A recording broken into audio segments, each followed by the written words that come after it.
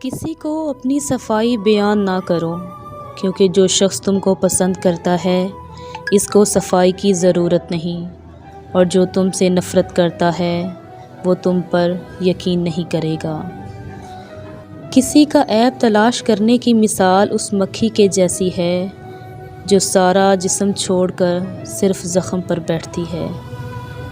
برا آدمی کسی کے ساتھ نیک گمان نہیں رکھتا، کیونکہ وہ ہر ایک کو اپنے جیسا خیال کرتا ہے۔ نبی کریم صلی اللہ تعالی علیہ وآلہ وسلم کے پاس بخار کا چرچا کیا گیا۔ ایک شخص نے بخار کو برا کہا۔ نبی کریم صلی اللہ تعالی علیہ وآلہ وسلم نے فرمایا، بخار کو برا نہ کہو، کیونکہ وہ مومن کے گناہوں کو اس طرح پاک کرتا ہے جیسے آگ لوہے کی میل کو صاف کر دیتا ہے۔ نیکی پر غرور کرنا نیکی کا اجر ضائع کر دیتا ہے۔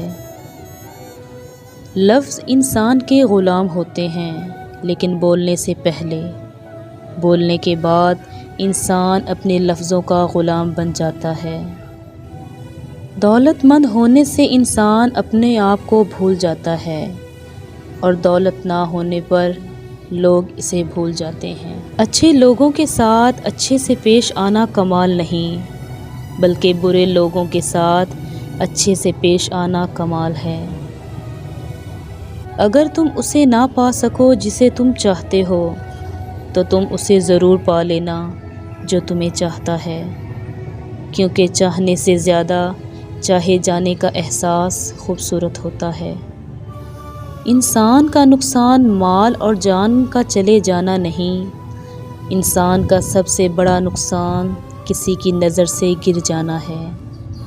نبی کریم صلی اللہ تعالی علیہ وآلہ وسلم نے فرمایا، جو زیادہ معاف کرے گا اس کی عمر لمبی ہوگی۔ دعا دستک کی طرح ہے، مسلسل دستک دینے سے دروازہ کھل ہی جاتا ہے۔